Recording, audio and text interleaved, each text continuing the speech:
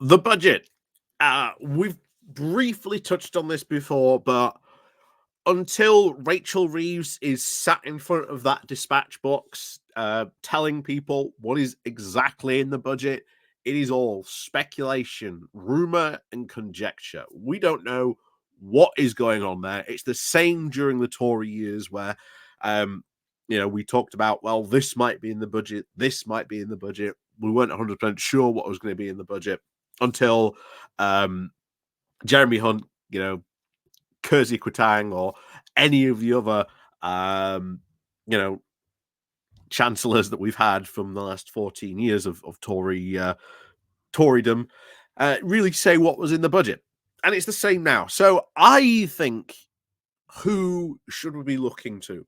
Who should we be looking to really determine what's in the budget? Ultimately, those people would be Labour MPs. If there's going to be anyone who really knows or what to expect from the budget, it is going to be Labour MPs. So today we are going to go to Labour List. And Labour List is like the Labour version almost of Conservative Home. But, pro-Labour, looks at what they do, what they support, etc.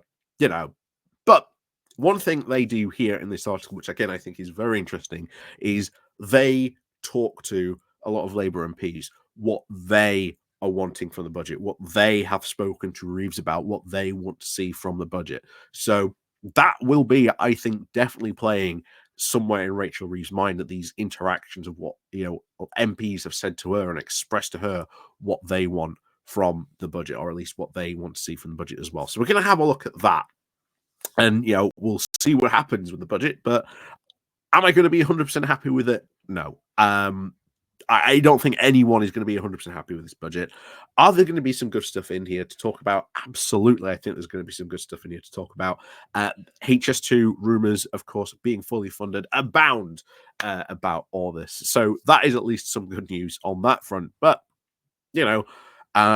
there will probably be some very difficult cuts to have. I think that is something that we should all expect because of, the previous administration, to put it any other way. But before we do get onto that, please do remember to click the like, share, and subscribe button. And of course, down below, there are links to my Patreon page, the one of today's link called Buy Me Coffee, where you can buy me coffee, the YouTube thank you button, and of course, as always, there is the Pony Club down below as well. So, as always, thank you very much to all those people who do help and support the channel. So, let's go cracking on into this. All right, so over we go on to Labour List. So, this is what we've got here. Budget 2024. What are Labour MPs looking for from Rachel Reeves?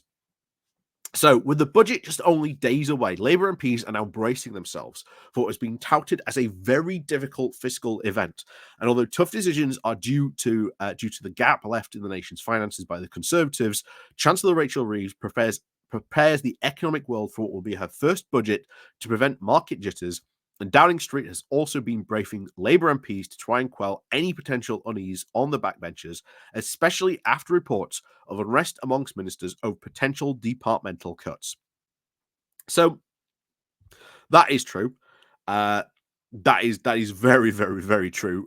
What we have seen here. One thing that a lot of people have gotten to about Labour is that they've taken so long to do a budget. Normally, a budget would be done within the first maybe couple of weeks. Like any other administration you've looked back in the past would have already had a budget by now, but they've taken a long time to prepare this. I think you can tell the state that the finances they probably looked at they were in. They were like, okay, we need to take our time and really look at what's going on here, where we are. What are we working with here? And I think it makes sense that if they are constantly talking about saying just how bad the mess really is, then maybe this longer wait to do a budget has been, I think, quite justified. So first of all, so the message of the budget will include, of course, many difficult decisions that have now been drilled into every Labour MP that we spoke to. One MP said that they expected the Chancellor to be very honest about how Labour inherited a mess, and that Labour would have to very close the gap left by the Conservatives in the public services. They also said that they expected the budget to be fair, ensuring that those with the broadest shoulders would take on the biggest burden, and that the wealthiest would now bear the brunt of the tax rises in order to now allow for greater investment. So that's very true as well. That's something else we've been hearing as well. That could be something that we see that, we've talked about before, that Rachel Reeves does go after, um, the wealthiest and tax the rich more. This is something I know other lefties, prior to, uh, you know, the election were saying, "Oh well, don't you don't understand. If you vote for those red Tories, you're going to end up with more austerity and budget cuts." Well, by the sounds of it, they're going to be taxing the rich more. So, are those people going to be happy? No, because I've explained why numerous times. They just don't like Labour. But I think, it would be very, very, I think, silly of them not to acknowledge that they have raised taxes on the rich on that as well. Um, so this is obviously another one. One Labour MP said, in a now very difficult fiscal landscape, the government obviously needs to take control of the narrative and prevent the budget from being spun as an austerity budget. They also said the budget would be one of growth and investment, made more with more evidence of now Reeves' announcement yesterday that she would now loosen the government's fiscal rules, and said that she wanted to see investment in the well-being of communities, including in the announcements next week. So I think there's going to be a lot of good stuff to talk about. I do think there's going to be a lot of good stuff to talk about. But that is, of course, the biggest problem. We've seen that very recently with the donor stuff, the winter fuel rows, mountains out of molehills, made obviously by the right wing press. They will sell it as an austerity budget to try and tarnish Labour or something like that, or they'll say it's terrible, in some way, shape, or form. But I think there's going to be a lot of good to talk about. I really, really do. I'm very optimistic about that one.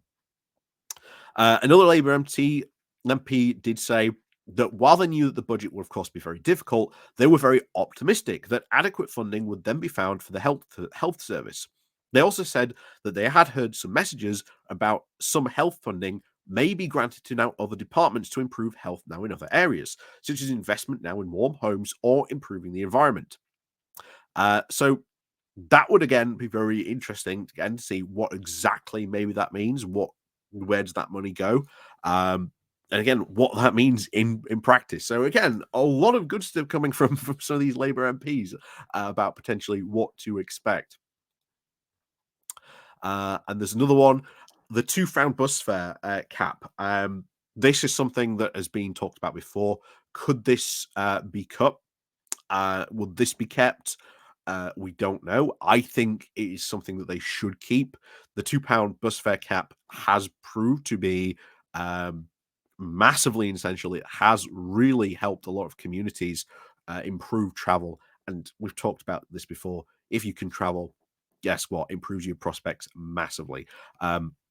Labour, of course, bringing bus services back under local control has been a big massive boost and advancement that they've done within their first sort of, couple of months of being in power. That hasn't been talked about a lot, but we have seen numerous times in Manchester and, of course, London, the great effect those have happened. I've talked about Supertram being brought back under public ownership, same happening for the bus services potentially in South Yorkshire. Leeds mayor starting that review process to bring local bus services in Leeds city region back under sort of local ownership. So there is a lot of stuff going on in that area. Will they be able to keep this? I hope so. I would like them to see that in that. Winter fuel allowance. There's an MP here that says, they wanted to Rachel Reeves to review the pension credit when they apply for that. I think that is definitely worth doing. This is something you often hear people say when I've talked about this. Oh, well, they know someone who is just above the pension credit allowance, so they won't qualify for it. Then maybe again, this is where you have a review of it. You change sort of the threshold where you qualify for it. But we do also know that because of this, a lot more people have gone and applied for pension credit that they weren't receiving before, even though they didn't realize that they could apply for it. So, you know, swings and roundabouts, as they say. Um, so yeah, I do think there's a lot of good stuff going on here, and I think Labour MPs are putting pressure really on Rachel Reeves. And I think, where is it? I think it's the last one here. Um, so yeah, this is it. So she said, I do pick up from constituents a lot that have now been things have been very grossly unfair for over 14 years, and their expectations is that a Labour government would be about fairness, justice, and equality. They need to see not only see this but feel this as well. I do agree. I think that absolutely true. I think this budget, that is at least what the aim of it is going to be about fairness, to be about, equality, and that's what we are hearing in some of this stuff. And until, of course, Rachel Reeves is standing and saying it, we won't know fully what to expect. But again, I am very, very optimistic. I think there's going to be a lot of difficult decisions. I'm not deluding myself into thinking there aren't going to be. I think there are. I think there are going to be cuts to stuff that people don't necessarily like. Uh, but again, I'm prepared for that. I think we all really are sort of prepared for that outcome. So what happens in the budget? Well, we'll find out next week. But until then, as always, we'll see you all next time.